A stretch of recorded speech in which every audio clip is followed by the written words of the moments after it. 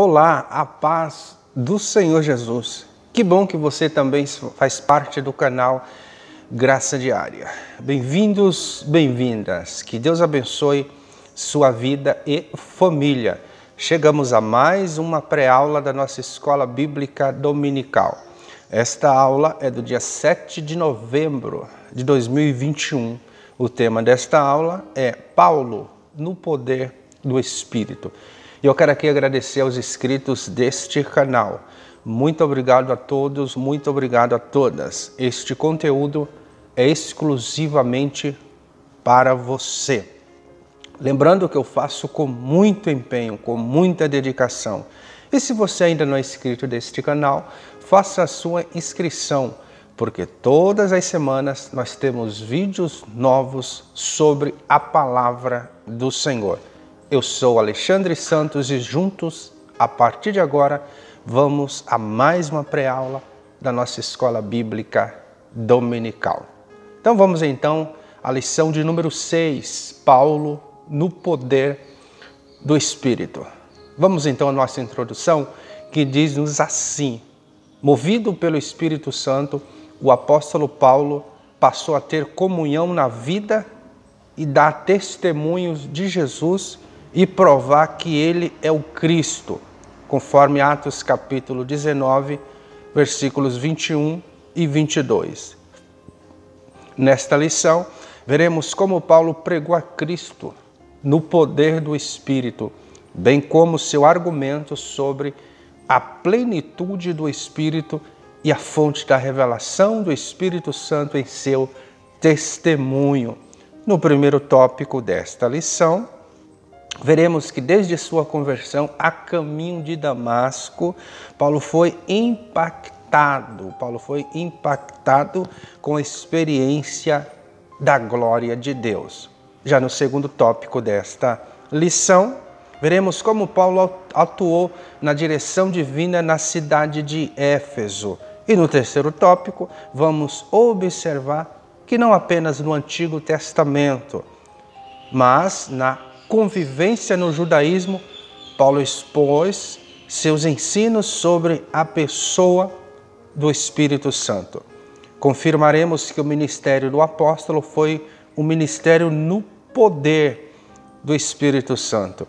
Este mesmo poder se faz presente na Igreja de Cristo, que é o corpo do Senhor. Ou seja, o mesmo poder que impactou Paulo, o mesmo poder que estava com o apóstolo, faz-se presente nos dias de hoje. O primeiro tópico desta lição fala-nos sobre pregando a Cristo no poder do Espírito. Para James Dunn, que é um célebre estudioso do Novo Testamento, Paulo contava o início da vida cristã dos seus convertidos a partir do seu recebimento pessoal do Espírito. Então muitas pessoas se perguntam, a partir de qual momento o ser humano está salvo? A partir do momento que ele passa a anunciar a Cristo, a partir do momento que ele fala em línguas, a partir de qual momento o ser humano está salvo? A partir do momento que ele recebe o Espírito de Deus.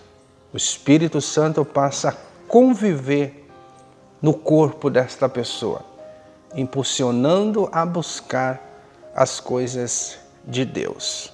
Ou seja, o dom do Espírito oferecido, a força de motivação e de capacitação pelo qual viveriam. Então Paulo vê o início da vida cristã dos seus convertidos a partir do recebimento do Espírito. Então o ser humano passa a ser salvo a partir do momento que ele recebe o Espírito Santo. Subtópico 1 do tópico 1 fala sobre Paulo, movido pelo poder do Espírito. De acordo com o comentarista, era o poder do Espírito Santo que movia Paulo, de tal modo que o apóstolo não tinha outra missão senão pregar a Jesus. E este crucificado, conforme o próprio Paulo vai escrever na primeira carta aos Coríntios, capítulo 2, versículo 2. Ele só podia pregar tal mensagem pelo Espírito de Deus, conforme 1 aos Coríntios, capítulo 12, versículo 3. Lembrando que o contexto de Paulo é um contexto de perseguição aos ensinos de Cristo, que dizia que o reino de Deus estava chegado, havia chegado, e que o reino do Senhor não era deste mundo. Você pregar e dizer, em plena época do Império Romano, que o verdadeiro reino não era deste mundo, era arrumar muitas dificuldades. Então o cristianismo era rejeitado também por causa disso. Então somente uma pessoa movida pelo poder do Espírito teria tal coragem. Lucas vai dizer isso em Atos, que estando eles orando, moveu-se o lugar e todos foram cheios do Espírito Santo e começavam a anunciar a palavra de Deus com ousadia ou com impetuosidade. O Senhor derrama seu magnífico Espírito sobre aqueles que confiam em suas promessas e não sobre os que se esforçam para serem merecedores dela. Então, o poder de Deus está derramado naquelas pessoas que buscam, tendo em vista que não são merecedoras do poder de Deus. E não sobre aquelas pessoas que dizem, eu mereço, eu pago o preço, por isso eu preciso ser cheia ou cheio do Espírito Santo. Quando o apóstolo diz que todas as promessas de Deus se cumprem em Cristo, o Espírito está incluído entre estas promessas. O que é que o Senhor Jesus disse? Mas recebereis poder. Que tipo de poder é este? É o poder do grito?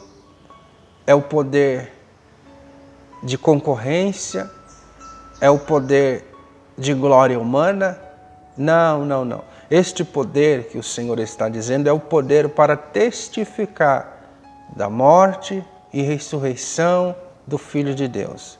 Este mesmo poder ocasiona da morte para a vida, da luz, das trevas para a luz, do pecado para a santificação, da morte para a vida. Repito.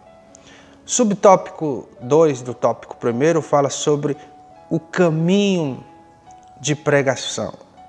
Diz assim, a pregação de Paulo trazia uma nova realidade social. Por que trazia uma nova realidade social? Porque Paulo equipara tanto gentios como judeus, tudo da mesma forma. Então Paulo não diz que os judeus são mais importantes do que os gentios. Judeus, os guardadores da lei, os escolhidos em Abraão, só que os gentios foram chamados também. Jesus deu esta oportunidade. Tanto é que ele prega à mulher samaritana. Então Paulo entende este evangelho, que a princípio os discípulos não estavam entendendo. Houve até uma reunião na igreja de Jerusalém, liderada por Tiago e Pedro e João. Então Paulo vai falar sobre essa nova realidade social, que não há discriminação entre crentes e descrentes. Todos são iguais perante Deus. Paulo vai falar sobre isto. Uma vez que desafiava tabus judaicos comuns contra a confraternização com não-judeus. Inclusive, o próprio apóstolo Paulo vai chamar a atenção de Pedro a respeito disso. Quando Pedro está com os gentios e chegam os judeus e Pedro disfarça e sai. Paulo vai repreender o apóstolo Pedro e dizer que esses tabus judaicos precisam ser quebrados, porque todos são iguais perante o Senhor. Paulo via que todo o povo do Messias era bem-vindo em condições de igualdade e era assegurados a todos a condição de herdeiros do reino. Então esta é a palavra principal, a pregação principal de Paulo, dizendo que todos pecaram. Ele vai tratar isso especialmente na carta aos Romanos. Ele vai chamar a atenção de judeus por serem guardadores da lei do Senhor, dizendo que os judeus pecaram por não entenderem a lei de Deus, assim como os gentios também. Ele vai concluir dizendo que todos pecaram e carecem da graça de Deus. Sobre o tópico 3 do tópico 1 vai falar Paulo e as duas viagens missionárias. Na primeira viagem, Paulo não estava só. Na verdade, Paulo nunca viajava só. Paulo sempre tinha sua equipe, porque viajar sozinho na época era muito arriscado, era muito perigoso.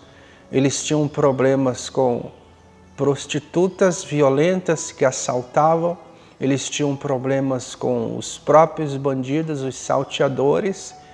Lembra daquela parábola que Jesus conta sobre o bom samaritano? Que alguém estava descendo de Jerusalém para Jericó e no meio do caminho ele foi atacado pelos salteadores. Esta parábola expressa uma grande verdade da época, quando os viajantes sofriam ataques, eles eram saqueados, pessoas se colocavam à sua frente para saquear e roubar os bens que eles possuíam. Esses bens que eram o dinheiro que eles iam fazer compras em outros lugares ou pagar as suas dívidas. De sorte que Paulo não viajava sozinho. Paulo sempre tinha alguém, salvo lá na sua segunda carta a Timóteo, quando ele fala, todos me abandonaram, somente Lucas está cuidando de mim, da minha saúde.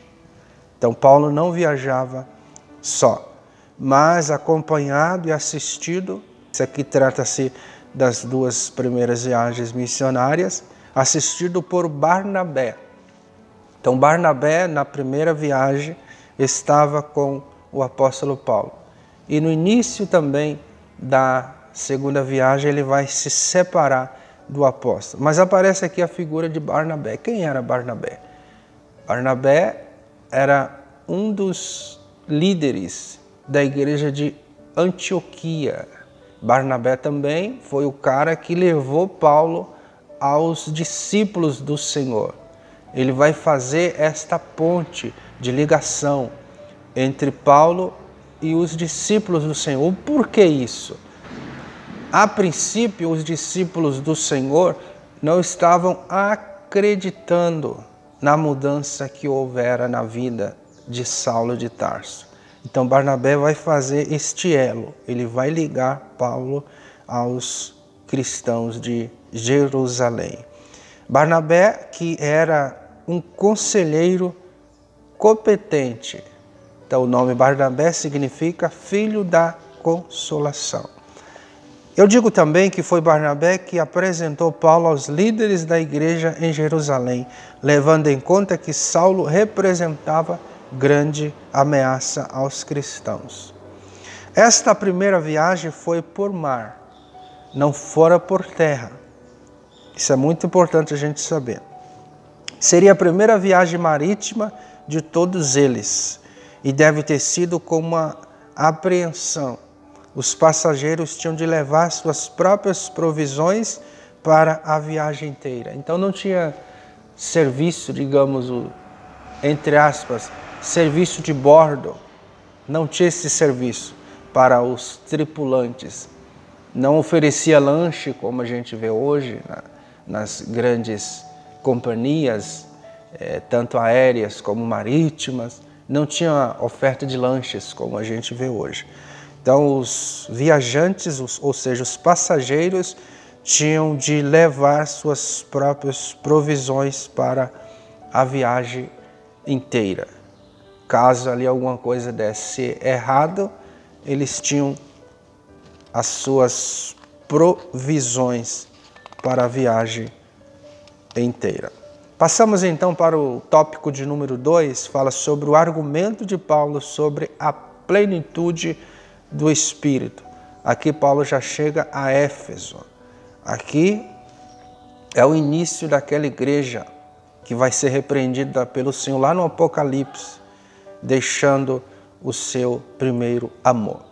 Subtópico 1 do tópico 2 vai falar sobre Paulo aclara o ensino sobre a plenitude do Espírito. O comentarista afirma dizendo, quando Paulo voltou a Éfeso. Paulo começa sempre pela sinagoga. Quando ele está numa região de judeus, ele começa pela sinagoga. Ele vai ensinar sempre nas sinagogas a respeito do Senhor Jesus. Lembrando que Paulo ele era judeu e ele também tem o conhecimento do judaísmo. Ele domina o judaísmo, os ensinamentos da lei de Moisés. Então ele sempre começa pela sinagoga. Desta vez, por um espaço de 3 meses, foram 12 sábados com argumentos e evidências bíblicas por ele elaborados. Então, qual que era a mentalidade de Paulo quando pregava nas sinagogas? Ele traça um paralelo do Antigo Testamento, lembrando que o Novo Testamento não havia sido escrito ainda, estava em processo de escrita. Então, qual que é os argumentos e as evidências bíblicas que Paulo elabora? Ele fala sobre Abraão, sobre o chamado de Abraão, sobre a vida de Abraão. Ele fala também sobre o Êxodo, a grande libertação. Paulo vai tratar o Êxodo como a transformação que Deus nos dá através do Evangelho. Ele vai falar também sobre Davi, ele vai falar sobre o exílio, Paulo trata isso também, sobre o exílio na condição das pessoas sem Cristo. Diz que as pessoas sem Cristo estão exiladas e precisam receber a libertação. Ele vai falar também sobre esperança e sobre o Messias. Então era isso que Paulo falava nas sinagogas. Ele fala sobre Abraão, Êxodo, Davi, exílio, esperança e Messias. Mas na sua tese para falar de Jesus, Paulo usava também o Gênesis, o Deuteronômio, os Salmos, Isaías, Jeremias e Ezequiel. Subtópico 2 do tópico 2 fala sobre é preciso crer para receber o Espírito. O comentarista diz, somente depois de passar pela experiência da conversão, e eu digo que este processo é imediato, ninguém se converte aos pouquinhos, conversão verdadeira. Esse processo é imediato. De reconhecer Jesus como Salvador, eu chamo isso de conversão, então o Senhor concede o dom do Espírito Santo, conforme Atos capítulo 2, versículo 38. E o recebimento do dom do Espírito, conforme diz o comentarista em Atos capítulo 2, versículo 38, eu digo que é o mesmo que fazer parte do corpo de Cristo. Então, o recebimento do dom do Espírito é quando alguém faz parte do corpo de Cristo. Ele já recebe o dom do Espírito Santo. Segundo Paulo, este é o processo das trevas para a luz ou da morte para a vida. Subtópico 3 do tópico 2 vai falar sobre Paulo cuida para esclarecer Apolo. Isso está lá em Atos capítulo 18, versículos 21 ao 28. Alguém pode perguntar, quem era este tal de Apolo? F.F. Bruce responde dizendo que Apolo era discípulo de Filo. Quem era Filo? O grande líder intelectual do judaísmo alexandrino. Se você quiser acompanhar mais, busque a história de Alexandria. e busque sobre a igreja de Alexandria. Além disso, a eloquência refinada de Apolo fez dele um líder religioso de que ele mesmo se orgulhava. Ele era tão eloquente, Apolo era tão eloquente que ele mesmo se orgulhava disso. E Paulo, o que Paulo achava disso? Paulo considerava isso uma perda de tempo. Este discípulo, ou esses discípulos que está lá em Éfeso, talvez de João Batista, ou até mesmo de Jesus, tinham uma fé deficiente, uma vez que nada sabiam sobre o derramamento do Espírito, ou sobre a pessoa do Espírito. Eles eram os discípulos, mas precisavam ter um esclarecimento a respeito da pessoa do Espírito Santo. E Paulo vai tratar sobre isso. Paulo vai ensiná-los sobre a pessoa do Espírito Santo. Passamos agora para o tópico 3, que diz sobre a fonte do ensino de Paulo sobre o Espírito Santo aos Efésios. Subtópico 1 do tópico 3 vai falar sobre as Escrituras como fonte de revelação sobre o Espírito. Paulo sempre usa as Escrituras. Paulo também usa a filosofia grega. Paulo também usa as conversas com os discípulos. E Paulo também usa a própria revelação do Senhor Jesus para explicar a respeito do Evangelho. A tradição cristã de Pentecostes, conforme Atos capítulo 2, versículo 16 ao 21, evidentemente tinha uma raiz profunda de anseio e desejo do Espírito a ser amplamente dispensado a homens e mulheres, jovens e velhos, velhos e jovens, escravos e livres, é o que mostra o livro do profeta Joel, capítulo 2, versículos 28 e 29, que diz que nos últimos dias o Senhor derramaria do seu Espírito sobre toda a carne. Subtópico 2 do tópico 3 fala sobre o Pentecoste como fonte de revelação do Espírito Santo. Diz-nos assim: o Espírito que havia recebido estava no coração da sua espiritualidade. Ter o Espírito era o que tornava alguém espiritual. Agora o Espírito de Deus habitava neles. Este é o processo inicial do novo cristão. Ele recebe o Espírito e o Espírito habita nele. Paulo diz que os cristãos verdadeiros são a habitação do Espírito de Deus. Subtópico 3 do tópico 3 vai falar sobre Paulo ensina acerca do Espírito aos Efésios. Já estamos agora em Atos capítulo 19, versículo 1 ao 6. A seguir, Paulo anuncia sobre o Espírito Santo aos Efésios, os quais receberam a mensagem que haviam sido consumada no dia de Pentecostes. A centralidade do dom do Espírito no discipulado cristão é como seu começo, um dos princípios fundamentais do trabalho de Paulo como evangelizador, teólogo e pastor. Então, Paulo vai tratar sobre a centralidade do dom do Espírito no seu discipulado.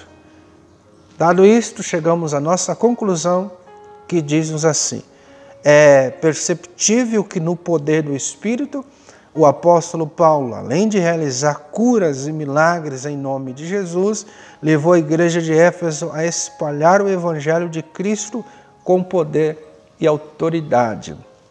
À luz deste exemplo, precisamos resgatar a simplicidade da fé cristã, buscando os sinais que demonstram o poder do Espírito Santo hoje.